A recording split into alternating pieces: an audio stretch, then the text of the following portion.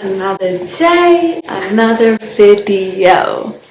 Now today's video is going back to the gym workouts type of thing, but when it comes to the gym, if there's one thing that I dread, it is cardio. It's not my strongest area, and therefore it's something that I continuously work at.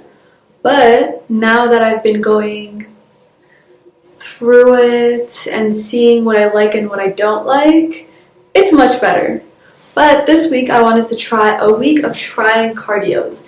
Now this is going to include cardios that I already do, or I might change it in different aspects, but the main part of the video is just trying different cardios. We're going from HIIT workouts to the Stairmaster to my favorite, which you'll see later. And yeah, so let's get into it. Now, starting with the first one, the Stairmaster. Now, when I started working out, especially because I wanted to grow my legs, I was hitting the Stairmaster like no other. I was religiously on that Stairmaster whenever I could be. Now, it's great, but for me, I realized that it was giving me the strength I needed in my legs, but for what I wanted as a warm-up, it wasn't necessarily great because I felt drained afterwards. Like, even with taking pre-workout, I still wasn't able to hit the stuff. But let's talk about the benefits and what the Stairmaster is good for. The Stairmaster hits your quads, your calves, your glutes, which is pretty much all the large part of our legs. It's hitting right from the get-go. That's something that really attracted me to the Stairmaster, especially if you're trying to develop your legs. I would highly recommend the Stairmaster. Now, another great thing about the Stairmaster, it's aerobic conditioning, meaning the Stairmaster is great for your heart as well as strengthening your lungs. So, aerobic conditioning, I'll put up the definition on the screen here. And then the next thing is core muscle strength. Now, when it comes to the Stairmaster, you would think, oh, it's just mainly in your legs. No. It works your core as well. It hits those muscles so precisely because technically you're working all of it. The only thing that maybe you're not going to be hitting as hard is your upper body, but your core strength does increase incredibly with the Stairmaster, and that's something I've noticed especially. My core strength was top tier when I was doing the Stairmaster religiously, honestly. It is a weight-bearing exercise, so it does increase your bone mass. That's something that you want, especially when you're aging, because our bone mass deteriorates as we age. So we want to build it up as much as we can, so we can either slow that process or just lessen the amount that it's going to be decreasing, or just start with a higher amount of bone mass for when we do age. So off to the next. Pretty much when you're on the Stairmaster, much of the work is actually being done in your hamstrings. So it will strengthen the most because that's what it'd be doing the most for. So pretty much what I said in the beginning, the muscles that you're hitting is what you're going to notice more strength in. Now I'm going to be honest, when I started, something I didn't expect with the Stairmaster is for my calves to grow as much as it did. Now I've done soccer when I was little, so I was always not self-conscious, but I had bigger calves than my peers who didn't do that kind of sports. Now with the Stairmaster, I noticed that it would increase exponentially, so if that's something that you don't want, I would say look out for that, or just check out the alternatives, which we'll be mentioning in the next part. So having stronger calves might not visually be your thing, or it might be your thing, and if it is, go you. But stronger calves actually helps with balancing a lot. So what I noticed is once I started incorporating the Stairmaster back into my routine, it really helped for workouts where it required balance because I didn't have the greatest balance. And I feel like exercises like lunges, anything with where you're putting more pressure on one leg and requires you to balance a little more, I feel like the Stairmaster is very beneficial in that aspect. Now, what we all do the Stairmaster to begin with, and if you don't, that's great. I started because I wanted larger glutes, and it did exactly that. It hit my glutes, and I was living. Now, the benefit of it actually hitting your glutes is that you're just getting you're getting much stronger legs and a much stronger support system. So with a stronger base, you're able to do more things that you might have not been able to because of your leg, because of the biggest muscle in your leg becoming stronger. So what I really liked about me actually getting strength in my legs, when I actually ran, it would feel much lighter. I'm going to read this word for word because I do not want to get this wrong. So, unlike climbing an actual staircase, which requires a return walk down the stairs, the Stairmaster keeps you moving up all the time. This is helpful because walking down the stairs is much tougher on your knees. The tissue and fluid you use as brakes take a greater toll on the joints with every downward step. That's actually something that I had no clue about. I didn't know about this until I was actually researching about each and every cardio for the week that I was doing, and I actually find that really interesting because I didn't realize that going down the stairs would be putting as much pressure as it does, because to me, I feel like you need more effort to go up the stairs. But then when I really sat and thought it through, it actually makes sense because more of your weight is being put on every step you're going down because you have the addition of gravity. So honestly, that was really cool and an unexpected benefit from the Stairmaster that I saw. Now, on to my experience. Now, when I did the Stairmaster, I could only do 10 minutes because that's where I maxed out of. And the reason why is because I felt like if I did it for a long time, especially at the start of a workout, I would become really burnt out real quick. And I wanted to focus on doing more leg weighted workouts. So in order to do that, I needed to save some of my strength and some of my energy for that. So I'd be able to max out in that area rather than cardio. Now, when it comes to the Stairmaster, I find that I have troubles maintaining my breath. I get out of breath really quick, and that's not to say that I'm not good with cardio in general. I actually am great with running and biking, but I find with the Stairmaster, I do get out of breath much quicker, and I don't know, it might just be a personal thing for me. I am not able to maintain a speed of 5 to 8 for a long period of time. So what I do is I would do 5 for 2 minutes, then I would go to 8 and then down to 5 and then up to 9 and then down to 5 and then I'd go up to 10 and then that's how I'd finish it off. So just a 10 minutes and that's how I went. Now for the rest of my workout, what I realized is hitting the Stairmaster first actually warmed up my legs the most out of the other ones that I did that I also hit legs on. So what I mean when I say that is not only was I warm after the Stairmaster, my legs started feeling a little sore, and that could be because of previous days of me working out on my legs or whatnot, but that is something that I noticed. Now on to Tuesday. Tuesday was interesting in the sense that I was doing HIIT. Now, I say it's interesting because I don't do HIIT for cardio. The reason being, I personally like using equipment because in my opinion, that's what works best for me. I don't feel as motivated when I don't have equipment around me, which is why I don't tend to do well with home workouts and in this case, HIIT.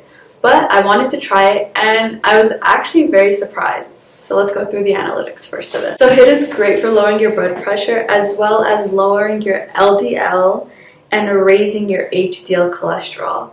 That is something I actually didn't realize. Now, another thing about HIIT that appeals a lot of people is lowering your body fat percentage. Because of HIIT being high intensity training, those intervals that you do high intensity compared to those rest periods become like you're still working. Your heart rate is still high. It doesn't lower that much. And then even before you get the chance to lower your heart rate, you're going off to the next interval of whatever you might be doing. So in that case, it does help with your body fat. And another thing with HIIT that I find very beneficial is even after you're done working out or you're done doing your HIIT workout, you're still burning fat. That is something that appeals a lot of people who do HIIT. But in the same sense, these are the same things that you could do through equipment, through consistent training. And I just want you to remember that cardio doesn't equate to losing weight all the time. So, on to the next. Now, an interesting about HIIT is it does actually increase muscle mass and decrease your heart rate. Another thing is it does lower your blood sugar, so for people who have high blood sugar, HIIT is a great alternative and a great workout to do. Now, I'm not going to lie, when I was doing this day, I was hitting upper body. And the thing is, the workout I did was a full body HIIT workout. I did a 20 minutes and I was gone. I needed at least 5 minutes afterwards to catch my breath and continue on with my workout. But what I found is instead of being completely drained from doing HIIT, I actually had energy to complete my workout. And that might be in the sense that, oh, I had more energy because of the endorphins running through my system or what. Or the fact that when I do upper bodies, I'm not hitting as hard as lower body because I'm still trying to work on my form. But honestly, that day was great for me. I was very sore afterwards, but I actually really liked it and I actually would do it again. So off to Wednesday. Now Wednesday is my all-time favorite, the treadmill. Now you might be like, oh, why was this my favorite? I used to do track and I didn't do it like seriously, but I loved running long distance. I love just running on the treadmill. I do interval training and then just do long distance training. And for my warm-ups or even my cool downs, I just love going on the treadmill. Now, the benefits with the treadmill are, so for the treadmill, the faster and longer a person runs on the treadmill, the faster they will burn calories and the easier it will be to lose weight. Now, I found this really interesting because I actually didn't realize how many calories you burn until I thought of long distance runners. Now, long distance runners a lot of time are on the smaller frame, they're very lean, and the reason being is they're burning so much calories while doing their distance training. That is something I had no clue about. That's why you would normally see a more lean long distance runner compared to a short distance runner who is has much more defined muscles, maybe a little stronger, their legs are a little bigger because they require more of that push on each step, as opposed to a long distance runner who requires more stamina and who requires to conserve their energy to propel them for that long distance run that they're doing. So I actually found that really cool. Treadmill workouts are popular because they are able to keep a steady heart rate throughout the exercise, which appeals a lot of people who do treadmill workouts. Treadmills are also beneficial for those who have high cholesterol or have cardiovascular issues. So that is actually a great plus. What I've noticed about most of these cardio workouts throughout the week, and in my case I actually did it to 2 weeks, is that it actually has more benefits to your body than you would think. It's not just something that helps with your stature, helps with your form, or what. It actually does help your body in a lot of ways internally. The treadmill is effective at increasing heart rate to a healthy level, enabling you to perform other exercises such as weight training or other cardio exercises with increased safety and success. Now what this means is when you are doing your treadmill, you're actually able to combine with other workouts because you don't feel as drained or as burnt out as if you were to do a Stairmaster and then try to add on top of that, which would be much more straining on your body and just on your heart, because it does maintain a more steady heart rate if you're not doing sprints or whatnot. It is something that you could combine with other forms of workout, which make it a great starter or even a great finisher. So something I want you to know about a treadmill is you can't really spot reduce. So that's to say that walking on a treadmill won't necessarily make you lose fat in your thighs first. It depends on your body composition, your weight distribution, and normally just how your body is first. So if you're trying to target your stomach, doing the treadmill isn't going to spot reduce just your core. That's not how it works. So that is something that I want to say, because I feel like it is a misunderstanding that a lot of people who are starting to work out think, and that's not how it works. Now, when it came to this workout, I honestly found it very liberating because this is something I love to do. This is one of my favorite form of cardios and one of my go-to forms of cardios. When I did this, I was hitting legs, and for me, running, I'm doing usually 2 minutes to a minute off. That includes sprints. So I start from 7 and I try to end off at 9.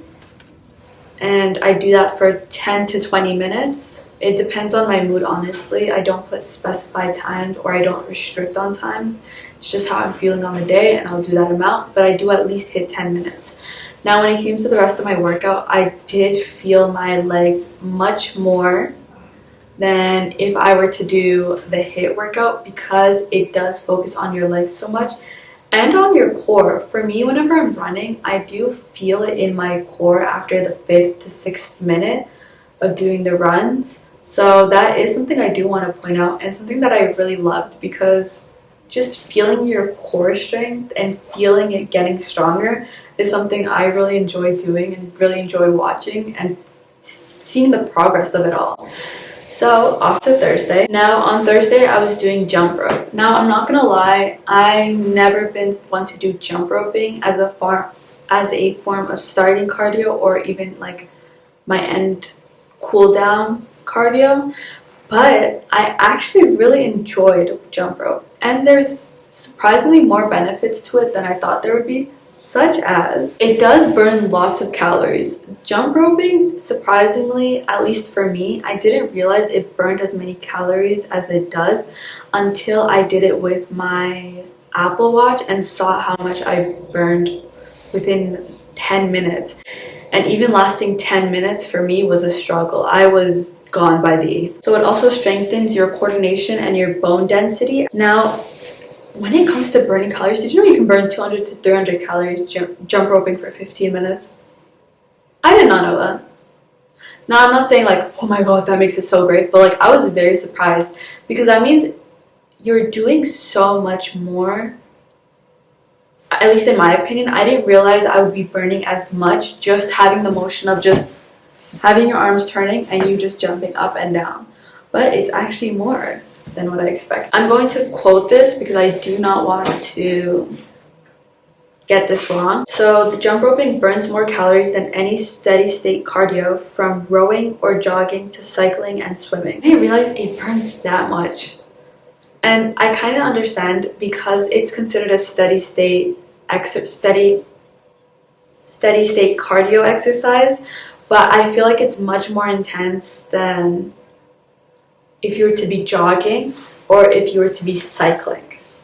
And the reason why I say cycling especially is because you're not only moving your legs, you're also moving your upper body. So there is that coordination that's happening throughout your body, as opposed to just mostly it being concentrated in your legs and perhaps your core. So since jump roping gets your heart rate going, it's great for your heart health as well as your cardiovascular system.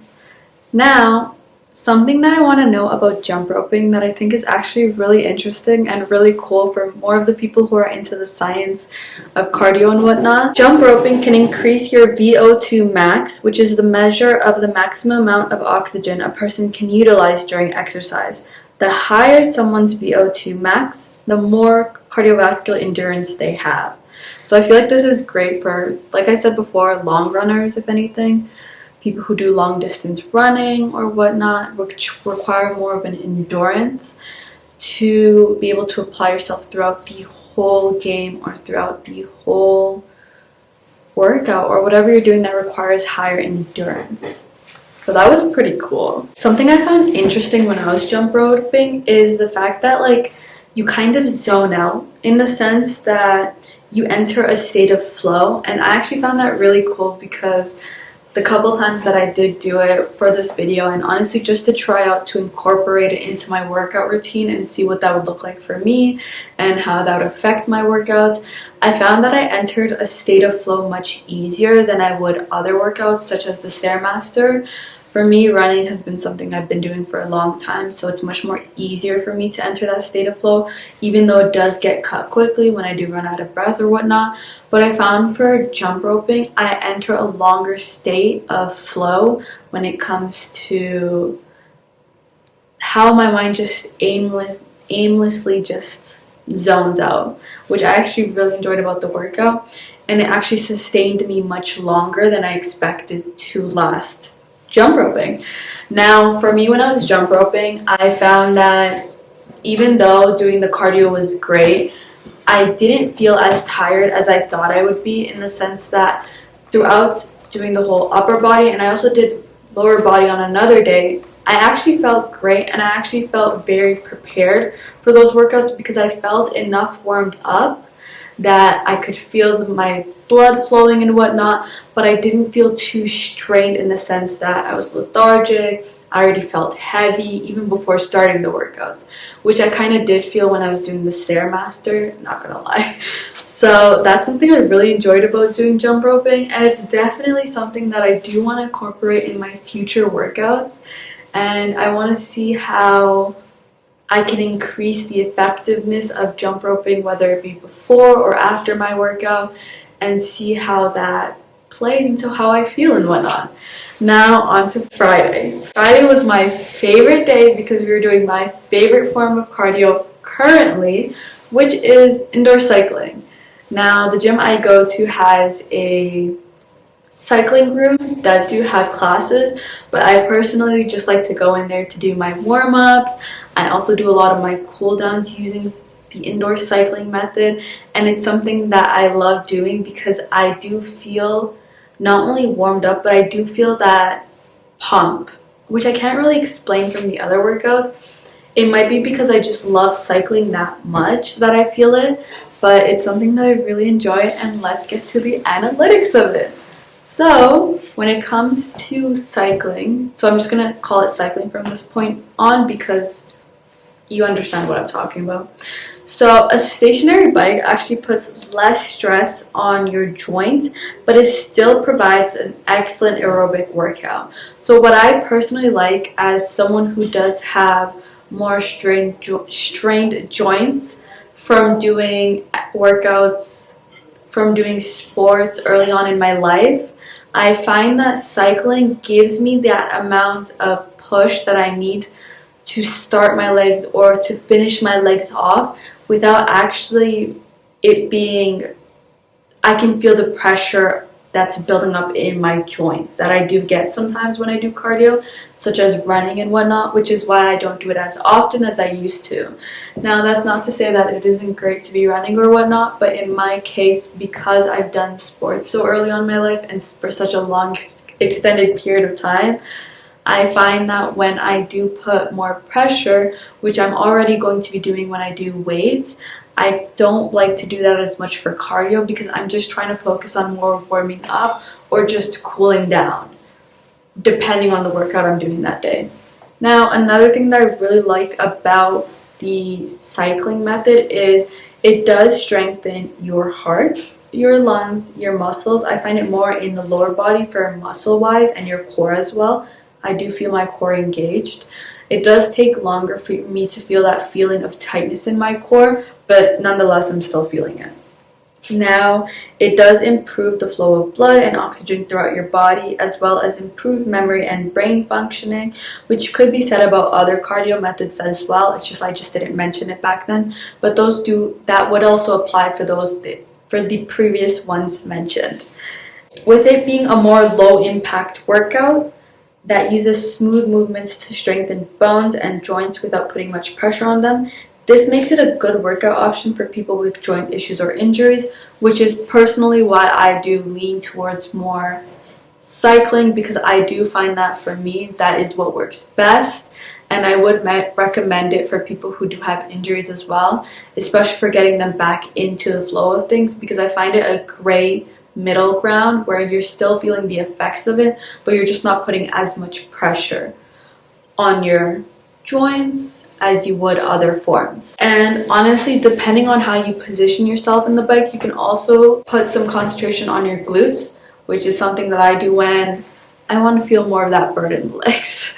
So that's what I really like about the bike, is because depending on how you sit on the bike, you can actually not entirely target one part, but you can more focus different parts of your legs.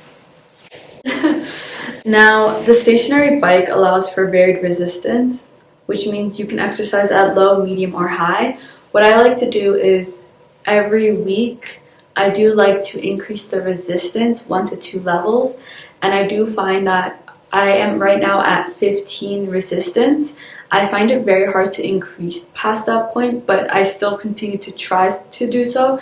If not, I would start with 15 and finish off with 16, or I start with 16 and I finish off with 15. So I would recommend that for people who are starting to plateau when it comes to increasing the resistance, but still want to feel the effect of it. And honestly, hitting that every day or hitting that every other day, I still feel that resistance and feel that strengthening, even if I don't increase the resistance as much as I could. For me, when I was doing biking, because I love the workout so much, I do find that I do lean towards indoor cycling on days when I know I'm going to hit legs, or I'm just going to be focusing more on full body. So because I do it so often, there isn't much that has changed. I love it because I don't feel drained after doing it. I do feel really warmed up, and I am ready to start my weight training right after while not needing that much of a rest period. So that is something that I reap the benefits of every time I do it. But I do want to mention, when it comes to cardio training in general, that I love this quote because I feel like it encapsulates what doing cardio is in its essence. So, a well-trained heart induces a lower heart rate at rest and during exercise. A well-trained heart thus beats less frequently and is less stressed. Blood pressure, which ensures blood circulation in our arteries, is also lowered when the heart is more muscular because it ejects a larger volume of blood at each contraction. Now you might be like, why would you say this for cardio? I think this is what cardio is about. It's about strengthening your heart, your lungs. All that, to me, is what cardio is about. And it's something that is honestly the reason why I still do it to this day, and I do find it very beneficial for my workout routine, and I would recommend it for people to implement into their workout routines. Because I do feel that, yes, doing cardio sometimes does get a bad rep because a lot of people are doing cardio to lose body fat or whatnot, but there's much more benefits to cardio than you would think. And sometimes weight exercises does require cardio, in the sense that doing cardio can help with your endurance rate that sometimes weightlifting might not be able to do for you to such an extent that cardio does. So I'm just putting it out there, but at the end of the day, do what works best for you. This is honestly just my opinions. They're all of my own. And yeah, it's what works for me thus far. And I had a blast this week. I did have to do it for 2 weeks because I wanted to see the full effects of doing cardio. And I feel like doing it for 2 weeks was much more beneficial to give me more of a standpoint when it comes to cardio forms I haven't really done before, that I'm able to say more about because I've tried it in different ways, whether it be doing it for different workouts, from upper body to lower body, doing it in different forms, whether it be interval training or straight, like being consistent on one resistant or one speed. Being able to play with those different aspects of cardio allowed me to see much more of the cardio type that I was doing than if I were to just do it for 1 week. So yeah, I hope you enjoyed this video, and if you like this video, don't forget to like, comment, and subscribe. And yeah, I'll see y'all next time. If you want to see more of me, I'm most active on my IG. You can also go on TikTok. I'm trying on there. I'm not as active as I'd want to be, but we're gonna try to change that. And then my photo dump is my Pinterest. So yeah, I'll see y'all next time. Bye!